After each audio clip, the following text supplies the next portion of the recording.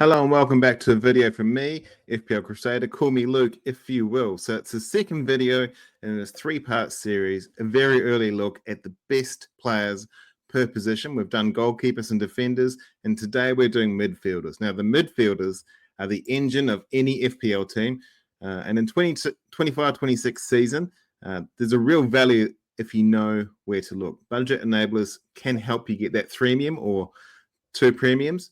But we're going to have a look at all tiers, premium, mid-range, and budget. First off, let's just crack off with what the prices are for our favorite FPL midfielders. Now, Salah is obviously the number one player in FPL history.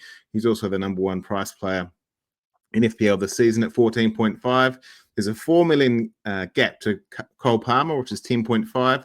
Saka is just behind him on 10. If we go to the mid-range, now mid-range is between 9 and 6.5. We've got the likes of Bruno sitting by himself at 9. Wirtz, Son, and Marmoush are 8.5. Foden, Mbeumo, and Cunha are at 8.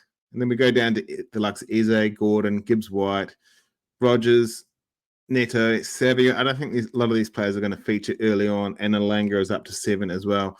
One of the players that is getting a lot of traction is Ndai from Everton, and also Cherky's quite well priced if he gets some game time for Manchester City. Your budget enablers are the likes of Adingra, Caicedo. With the new defensive points, he could be someone that people focus on. The likes of Carvalho and Dewsbury Hall. If he gets that move that's been rumoured, that could be an interesting one for us looking to get some value out of some players. But let's have a look at some budget enablers first, those under or 6.5 or under. And first things first, Ndai, 33 games, 9 goals. He's 5.5 million. He's playing for a much improved offensive Everton team.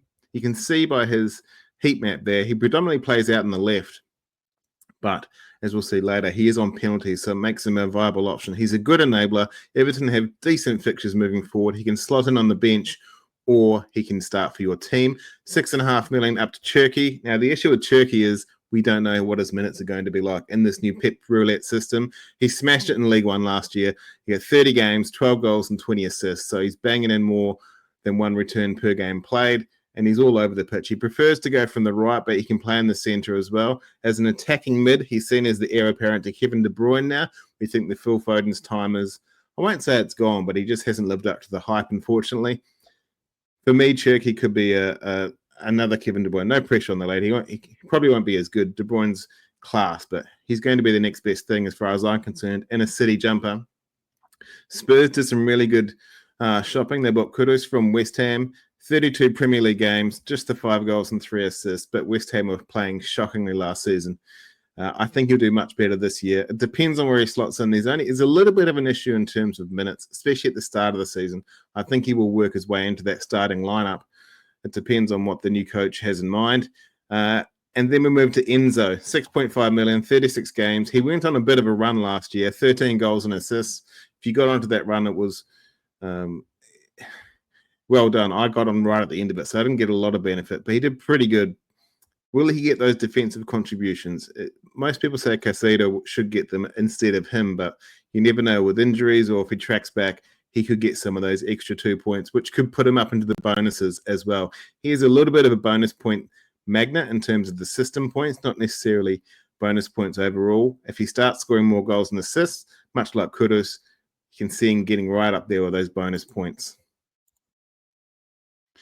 So the mid-price picks, under 9 million or under. Morgan Rogers, he's very popular at the start of the season. Villa's fixtures are pretty good. And there's 50-50 on whether you actually want to go with Watkins. 37 Premier League games, 8 goals, 10 assists. You can see from his map there, he likes to play all over the field. He's definitely an attacking midfielder. I think he could be underpriced. If Watkins goes and they bring in another striker, which it looks like they're trying to do, he could be very underpriced if he works well with a new striker. Matheus Cunha, the big move to Manchester United, 8 million, 33 Premier League games, 15 goals, 6 assists, likes to come in off the right, but I can see him starting as a centre forward for Manchester United in this Amarim setup. I think he'll do great guns. He's just had a friendly earlier on today, Australia time, and he looked pretty intent on being the talisman there. They've already got one there in Bruno, which we'll talk about in a sec, but it's good to see a player who wants to score 20, 30 goals a season coming to your team and starting from the off, looking like he wants to do that. Marmoush, $8.5 million. He's getting a bit more expensive. 31 games across the Bundesliga and also the Premier League. 22 goals and 9 assists across those games. He got 7 goals last season. Look, he was pretty good, but it's always going to be a Haaland team. I think the minutes will be the risk for him. We say that with all of City's players, but he's a really great player. I think he should be in their first 11. So he's almost penciled into my team currently. We'll see how that pans out later on in their transfer window. And City only have one preseason game, so it's going to be very hard to understand if he's actually going to be in the starting lineup. You can see from this heat map is from the Bundesliga, so he took quite a few corners in the Bundesliga. Maybe he'll do that moving forward as well. But with the likes of Ryan Aït-Nouri, maybe he'll be in the middle, waiting for a worldie to drop at his feet. Bruno Fernandes, the 9 million man, 36 games. He's been in and around that price for a few years now. He had a couple of good seasons. Last season wasn't too bad. 8 goals, 10 assists. He needs some support. He's got that now with Cunha and Mbeumo. I think he'll do pretty good. However, I do see him dropping back. You can see a lot of his red dots around the center square there. So I think the younger players will bolt forward, and he might.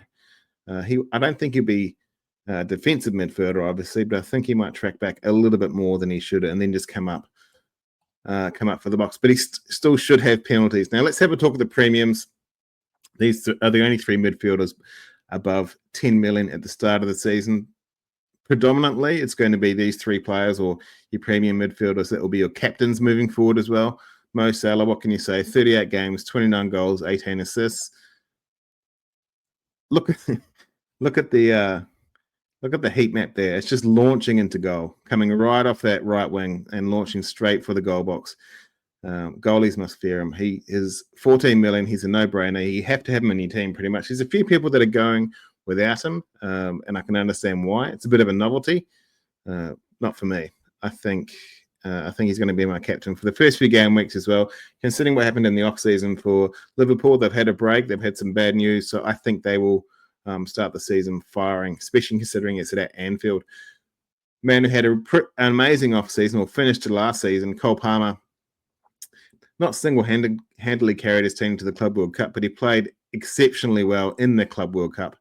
Last season, he got 37 PL games with 15 goals and 8 assists. He's 10.5 million. He had a bit of a drop-off towards the end of last season in the last half, but that doesn't negate what he did in the first half. He's still got the attack. He's still the talisman of the team, and he's playing in the centre.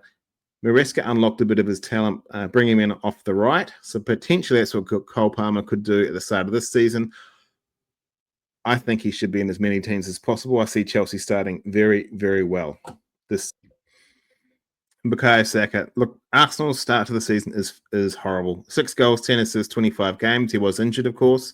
The player we all thought could never be injured was injured, but hopefully they can manage that a bit better. And you can see, similar to Salah, he just comes in off the right and peppers that goal box. Not as directly into the goal, hence why he's got more assists than goals, but expect him to do something similar this season, especially if they get Gyökeres over the line. Hopefully we can get a price like that in Gyökeres soon. For me, I'm probably not going to go Saka straight away. I think it's a wait and see. I don't like their starting fixtures, and I'm not entirely sure if they're going to start the season well, to be honest. Let's have a look at some midfield traps now. So we've done the 3 tiers. Let's have a look at the midfield traps. Players I think we can either spoken about or haven't spoken about, but players you might want to avoid. And I'll give you reasons why. So this is Bryan Mbeumo. Amazing last season. 20 goals, 7 assists, played every game. He's only 8 million this year. But is he a team plate trap? 20 goals, 8 of those were penalties. But Bruno has penalties this season. So the concern is that his effectiveness in this Manchester United team will be reduced significantly compared to Brentford. And you might understand that, of course, they're 2 completely different clubs. He was the talisman for that club. Now he should be slotting into the left or the right. Judging by where Cunha likes to play, you'd expect him to be out on the right, which is where he predominantly played for Brentford as well. So $8 million. I know he scored 27 goals and assists last season, but considering where he's at Manchester United, that $8 million might be a little bit overpriced. 18 goals and assists from 36 games for Bruno. So 1 and 2. Is he a template trap? Cunha could be the talisman of this new team. He's the one that wants to score the 20, 30, 40 goals a year. If Bruno can assist all of them, it'd be amazing. But I don't think he would. I think he's going to push deeper this season under Amarim's setup.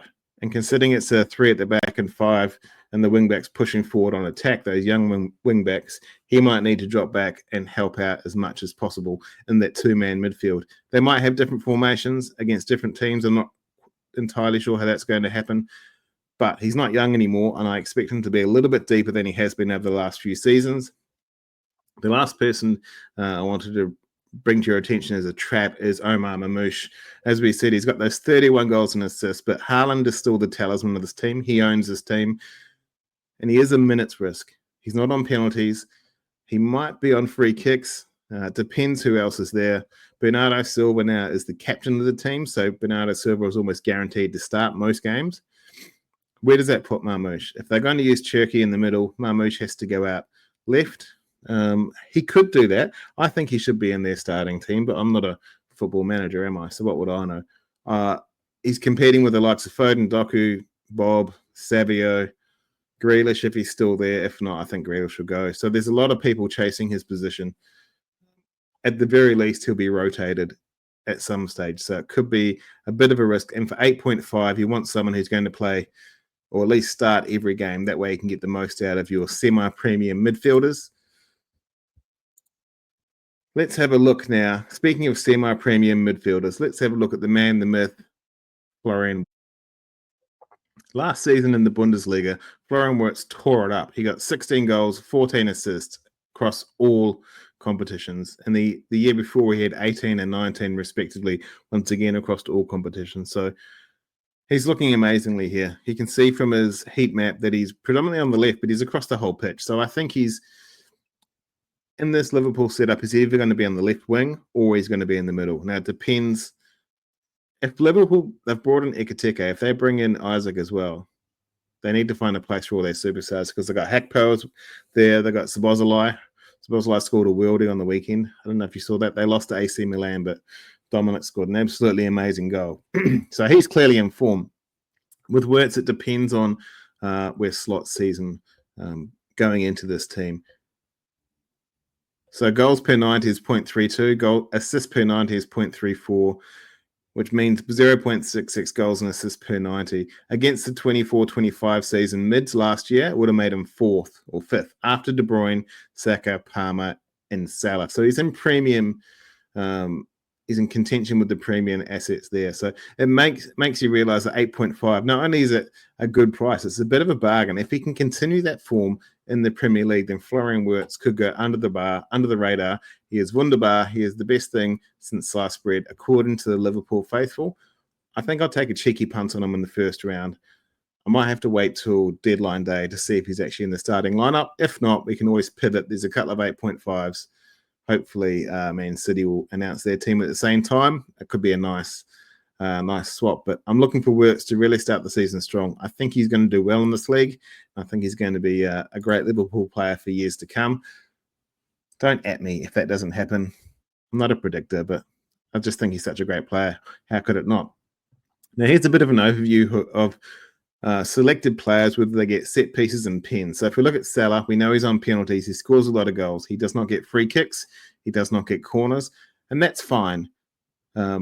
If they get a striker like Isaac, maybe he will slot into the free kicks because Isaac could take the penalties. I doubt he would, but it could happen. Likes of Cole Palmer at Chelsea, he's on penalties and free kicks, so his avenue to score is a bit more than Saka, but we know Palmer, while he's an amazing player, sorry, I should have said Salah. While Palmer is an amazing player, Salah can score a goal from anywhere. Speaking of Saka, he's got 3 ticks across the board. He's on penalties, free kicks, corners.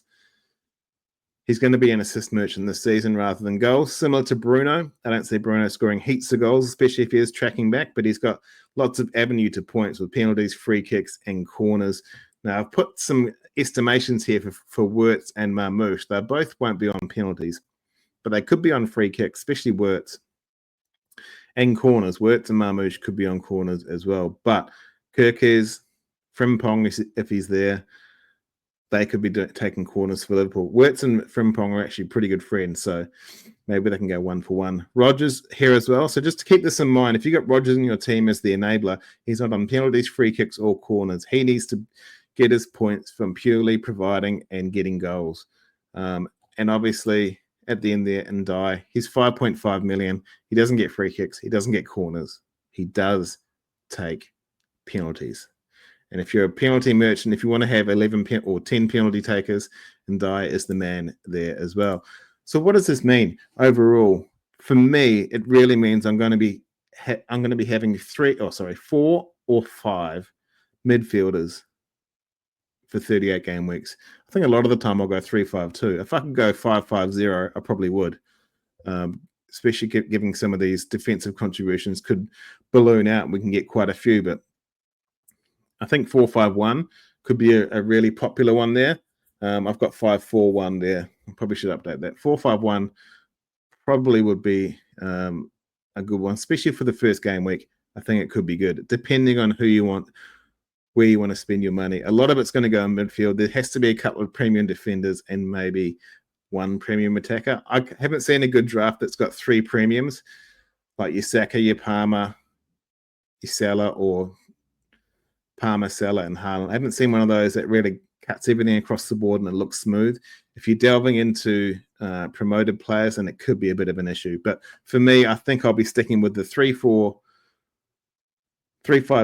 or 4-4-1, something like that. But there's still 3 weeks until the game drops, so we don't need to worry about that too much. There's a lot of transfers to go. Okay, that was my midfield options for game week for the season 24-25. Excuse me. Hopefully you found it interesting. Don't forget to like and subscribe, and watch out for the forwards, which will be coming up in the next week. We're just going to wait a couple of days just so we can get some prices revealed, and then we'll go with it from there. So thank you very much for watching. I hope you have a good week and enjoying the break from FPL, but it's ramping up again, so don't forget to follow, and we'll get there together. Thank you.